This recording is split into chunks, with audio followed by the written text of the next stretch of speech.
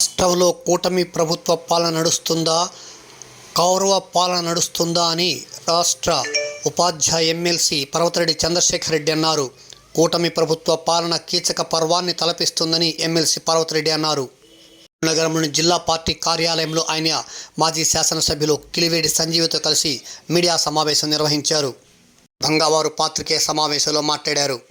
క్రమంలో మహిళా అధ్యక్షురాలు లక్ష్మీ సునంద, కార్పొరేటర్ కామాక్షిదేవి, వైసీపీ విద్యార్థి విభాగం అధ్యక్షులు అశ్రిత్ రెడ్డి, 11వ డివిజన్ ఇన్ఛార్జ్ మహేష్ యాదవ్ తదితర మహిళా నేతలు పాల్గొన్నారు.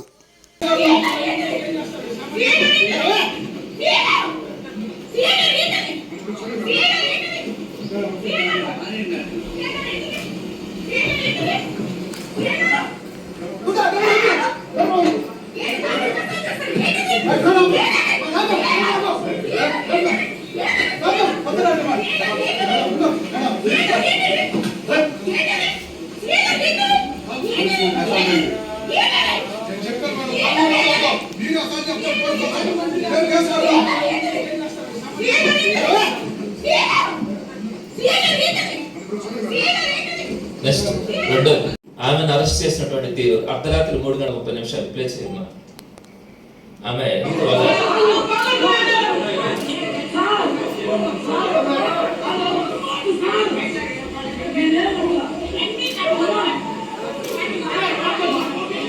వాళ్ళ తల్లి అక్కడ ప్రాధాయపడతా ఉంది.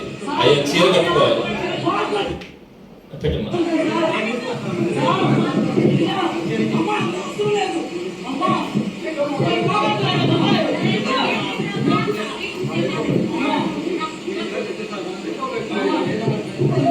ఇప్పుడు ఆమె చీర కట్టుకోలేదంటే చీర తీసుకురా కారులో కడతామని చెప్పి మగ పోలీసులు చెప్తుంటే ఆమె ఇంట్లోకి చీర తీసుకొచ్చి ఆ మగ పోలీసులకి ఇస్తారు.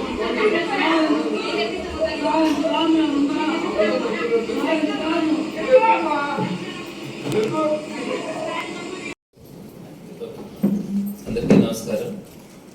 కూటమి ప్రభుత్వం ఏర్పడి 11 నెలలు పూర్తయింది. ఈ 11 నెలల కాలంలో అందరూ కూడా చూస్తూనే ఉన్నారు ఎంత అరాచకం మన కళ్ళకు కనపడతా ఉందన్నది.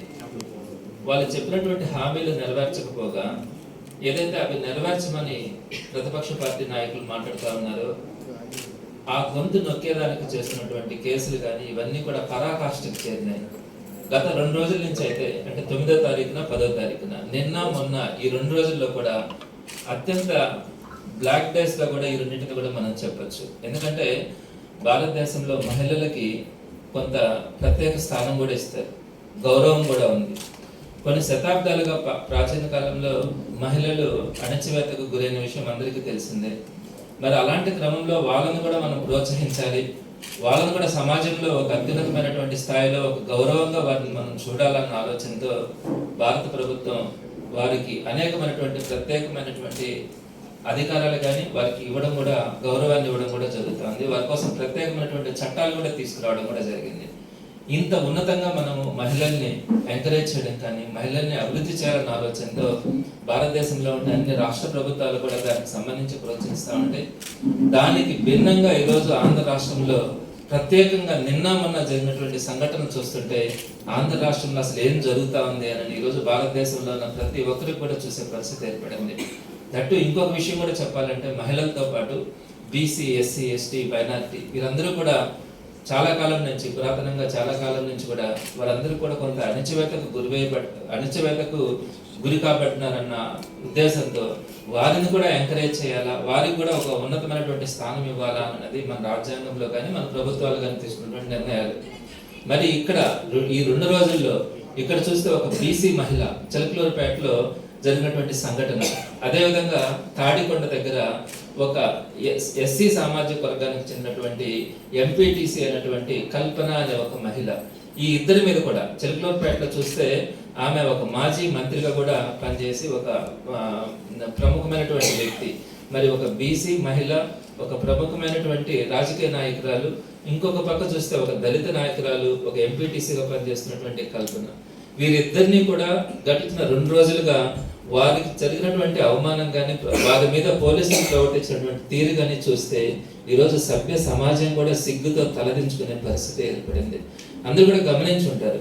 ఒకవేళ ఎవరైనా కనుక చూడకపోతే ఆ రెండింటిని కూడా ఇప్పుడు మీకు వీడియో ద్వారా చూపించి అసలు జరిగిన సంఘటనలు ఏంటి అనేది ప్రజల దృష్టికి తీసుకురావడానికి వైఎస్ఆర్సీపీ ప్రయత్నం చేస్తారు. సో మొట్టమొదటిగా ఈ చిలకలూరుపేటలో జరిగినటువంటి విడుదల రజనీ గారి కేసుకు సంబంధించి అయితే ఆ పిఏని అరెస్ట్ చేసే క్రమంలో చీకటి రోజులు ఎమర్జెన్సీ రోజుల్ని తలపించే విధానంగా ఉన్నాయి కానీ చీర కట్టుకునే దానికి కూడా పర్మిషన్ లేకుండా అరాచకం చేసినటువంటి తీరు ఎంత సిగ్గుపడాల్సినటువంటి అంశమో మనం చూస్తా ఉన్నాం. మనం ప్రధానంగా చూసుకుంటే దీనికి సంబంధించి నాకైతే 2 అంశాలు గుర్తుకొస్తాయి. ఎప్పుడో 3000 సంవత్సరాల క్రితం ద్వాపర యుగంలో కీచక పర్వం జరిగింది, ద్రౌపదిని అవమానించినారు. అందరితో ఆ కౌరవులు మొత్తం కూడా ఎక్కడా కూడా చరిత్రలో కనపడకుండా వారు తెచ్చుకున్నటువంటి చెడ్డ పేరు కానీ ఆ తర్వాత జరిగినటువంటి యుద్ధంలో వాళ్ళు కనుమరుగైనటువంటి తీరు కానీ సమాజానికి ఈ రోజుకి కూడా మనం కథలుగా చెప్పుకుంటాం. ఆ తర్వాత 1989లో కూడా తమిళనాడులో జయలలితని అసెంబ్లీ సాక్షిగా ఏ విధంగా అవమానించినారో మనం గమనించాం. ఆ తర్వాత డిఎంకే పార్టీ ఆ తర్వాత అడ్రస్ లేకుండా పోయింది. ఆ తర్వాత ఎలక్షన్స్ లో ఎటువంటి పరిస్థితులు దారితీస్తాయి అన్నది మనం అనేక సందర్భాల్లో కూడా గమనించినాం. ఆ తర్వాత ఎటువంటి శిక్షలు పడ్డాయి, వాళ్ళకి సమాజం ఎట్లాంటి శిక్షలు వేస్తుంది అన్నది కూడా చూసాం. మరి ఈ రోజు జరిగినటువంటి సందర్భాన్ని నేను ఈ రెండింటిని కూడా మీకు క్లుప్తంగా వివరిస్తాను. మొదటిది చిలకలూరుపేట ఇష్యూకి వచ్చేటప్పటికి విడుదల రజనీ గారు ఆ నియోజకవర్గంలో ఒక చిన్న పరామర్శ ఉంటే ఆ పరామర్శకు వెళ్ళొచ్చే క్రమంలో వాళ్ళ పిఏ శ్రీకాంత్ రెడ్డిని అరెస్ట్ చేయాలనుకున్నారు. యాక్చువల్గా నిన్న మధ్యాహ్నం 11 గంటలకు పోలీసులకు ఒక కంప్లైంట్ ఇచ్చారంటే ఎవరో శ్రీకాంత్ రెడ్డి మీద. 11 గంటలకి కంప్లైంట్ ఇస్తే 12 గంటలకల్లా అతన్ని ట్రాప్ చేయడానికి ఎక్స్ మినిస్టర్ దగ్గర ఉన్నాడన్న ఆలోచనతో వాళ్ళందరూ కూడా పోలీస్ డిపార్ట్మెంట్ అంతా కూడా ఆ కార్ను వెంబడించడం, ఆ విడుదల రజనీ గారి కారులో ఉన్నటువంటి ఆ పిఏని బలవంతంగా బయటకు తీసుకురావడానికి రజనీ గారిని చేయబట్టి బయటకు లాగి ఈ కారులోకి వీళ్ళందరూ కూడా ఎంటర్ అయ్యి అతన్ని బయటకు తీసుకొచ్చే క్రమంలో జరిగినటువంటి తోపులాట మనం చూసాం. వీరందరూ కూడా ఆలోచించండి, మధ్యాహ్నం 11 o'clock ఒక కంప్లైంట్ ఇస్తే ఆ కంప్లైంట్ పూర్వాపరాలు ఏంటి, ఆ కంప్లైంట్ లో ఉన్న నిజాలు ఏంటి తెలుసుకోకుండా 12 o'clock కల్లా పోలీసులు ఈ రోజు రాష్ట్రంలో జరుగుతున్నటువంటి ఈ పరిణామాలన్నింటినీ పక్కన పెట్టి కేవలం 11 గంటలకు వచ్చిన కంప్లైంట్ మీద 12:30 కల్లా విడుదల రజనీ గారి దాంట్లో ఉన్నటువంటి కారులో ఉన్నటువంటి వ్యక్తిని బలవంతంగా కిందకి దించి తీసుకెళ్లే ప్రయత్నం చేసినటువంటి తీరు కనుక గమనిస్తే ఎంత బాధ అనిపిస్తా ఉంది. అక్కడ రజనీ గారు అడుగుతున్నది ఒకటే, సిఏ గారు ఏంటిది, ఏం చేస్తా ఉన్నారు, ఎందుకు అరెస్ట్ చేస్తున్నారు, ఆ ఒక్క రీజన్ చెప్పండి అంటే మీకు చెప్పాల్సిన అవసరం లేదు, మీరు అవసరమైతే మా విధులకు అడ్డం కలిగిస్తా ఉండారని మిమ్మల్ని కూడా అరెస్ట్ చేస్తామని చెప్పి సిఐ సుబ్బారాయుడు గారు మాట్లాడుతూ ఉన్నారు. అంటే ఒక వ్యక్తిని అరెస్ట్ చేసేటప్పుడు ఎందుకు అరెస్ట్ చేస్తా ఉన్నారు అని తెలుసుకునేది కూడా ఈరోజు మన ఆంధ్ర రాష్ట్రంలో ఉండదా? కనీసం ఆ విషయం కూడా చెప్పరా? ఏ కారణం మీద అరెస్ట్ చేస్తా ఉన్నారు, ఎందుకు అరెస్ట్ చేస్తా ఉన్నారు? ఒకవేళ అది 7 ఏళ్ల కంటే తక్కువ జైలు శిక్ష పడే కేసు కనుకైతే 40 తను ఏదైనా ఇబ్బంది పడి తను పారిపోతాడు ఉండడు ఇంకా అట్లాంటి సందర్భంలో చేసినా పర్లా. 11 o'clock అతని మీద కంప్లైంట్ ఇచ్చారు, 12 o'clock కల్లా ట్రేస్ అవుట్ చేసి అక్కడెక్కడో ఉన్నాడని చెప్పి బలవంతంగా కారులోకి ఎక్కడ ఏ చట్టంలో ఉందా విధంగా చేయమని ఎవరు చెప్తారు, ఎట్లా చెప్తారు? ఎవరైనా కూడా నీ కంప్లైంట్ ఇచ్చింది 11 o'clock. ఆ కంప్లైంట్ కూడా ఏంటి, చాలా వేరే కంప్లైంట్, చిన్న కంప్లైంట్. దానికి ఒక పిఏ అన్నప్పుడు మా దగ్గర ఒక మనిషి ఉన్నప్పుడు తీసుకెళ్తామంటే మేము సమాజంలో గౌరవంగా ఉన్నప్పుడు మేము అడగమా, మాతో పాటు ఉండే వాళ్ళు ఎందుకు అరెస్ట్ చేస్తున్నారని అడగమా?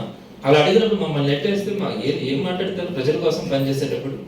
ఇది అత్యంతమైనటువంటి దుర్మార్గమైనటువంటి ఇష్యూ. సుబ్బారాయుడు గారు ఏమనుకుంటా ఉన్నారో కానీ తెలుగుదేశం పార్టీనే చిరకాలం ఉంటుంది, నేనేమైనా చేయగలను ఆయన ఆశిస్తారేమో, కానీ ఇవన్నీ కూడా చరిత్రలో నిలిచిపోతాయి.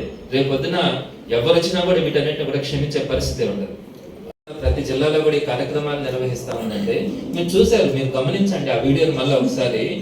వాళ్ళ తల్లి, భర్త లేడు, తల్లి అయ్యా అంటే వాళ్ళ భాష చీరని కోక అనేటట్టున్నారు, కోక కట్టుకోలేదయ్యా బిడ్డ అని అంటుంటే ఆ కోకను తీసుకొని రా చీరలో కారులో కట్టుకుంటది అని చెప్తే ఇటువంటి దుర్మార్గమైనటువంటి రోజులు మనం ఎప్పుడైనా చూసామా?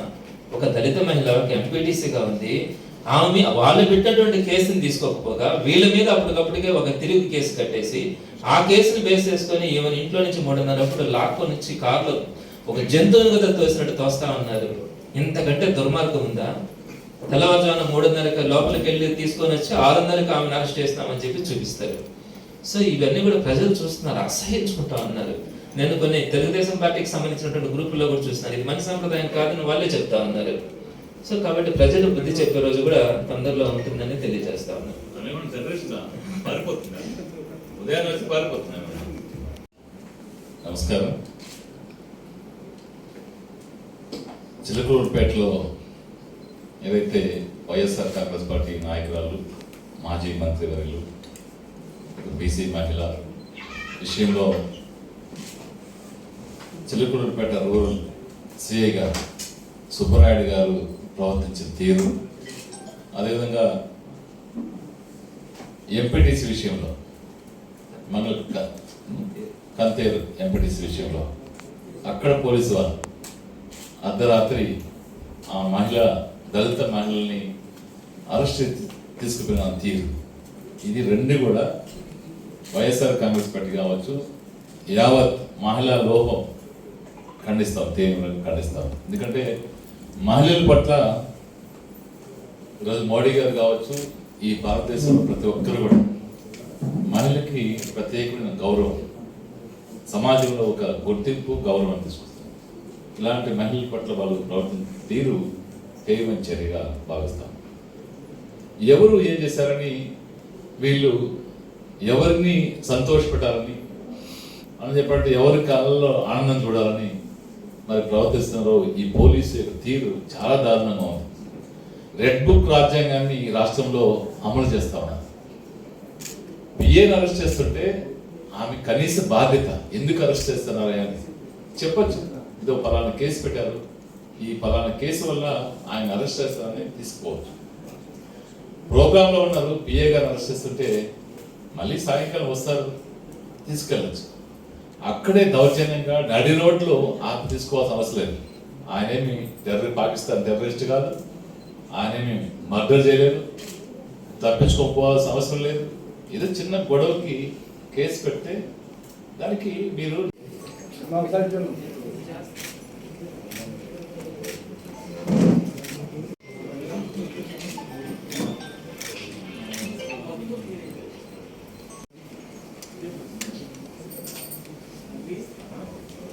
యుద్ధంలో చంద్రబాబు రాజకీయ కక్షల్లో అవమానాన్ని మౌనంగా సహించం, పోరాడుతాం. మహిళలపై అరాచకాలు, రాష్ట్రానికి అరిష్టాలు.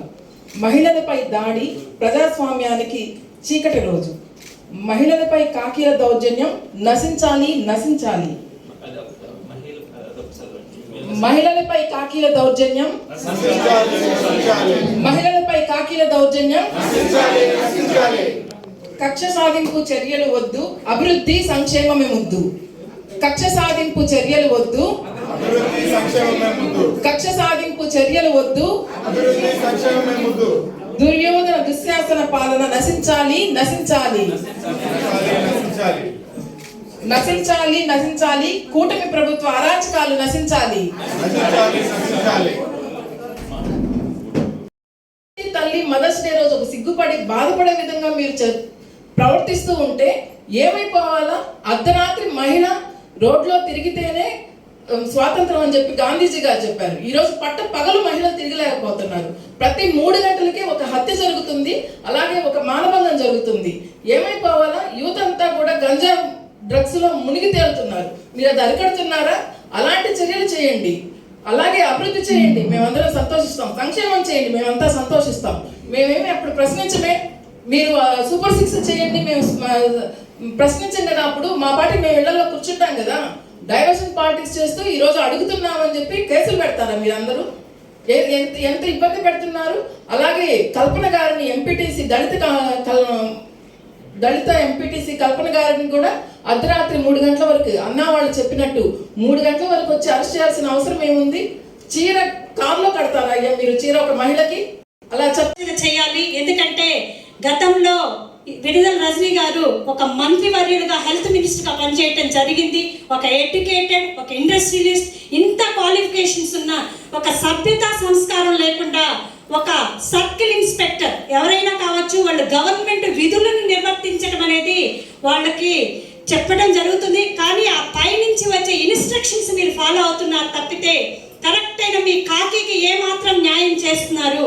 మీ కుటుంబ సభ్యులు పరాయి స్త్రీని చూసినప్పుడు ఎవరికైనా వాళ్ళల్లో తల్లి చెల్లి కనిపించాలి, అంతేగాని పరాయి స్త్రీలను ఇంకో రకంగా మీరందరూ కూడా విజువల్స్ చూడటం జరిగింది. చాలా దారుణమైన విషయం ఇది. ఎందుకంటే ఆవిడ్ని తోసేస్తూ డోర్ కూడా క్లోజ్ చేయడం జరుగుతుంది. లోపల ఒక పిఏ ఉన్నారని చెప్పి ఆయన్ని బలవంతంగా లాగటం జరుగుతుంది. ఇంకో మహిళ విషయానికి తీసుకొస్తే ఎప్పుడో సుప్రీంకోర్టు ఉత్తర్వులు ఇవ్వటం జరిగింది. అర్ధరాత్రి పూట ఇళ్ళకి పోయి మహిళల్ని అరెస్ట్ చేయకూడదు, మహిళా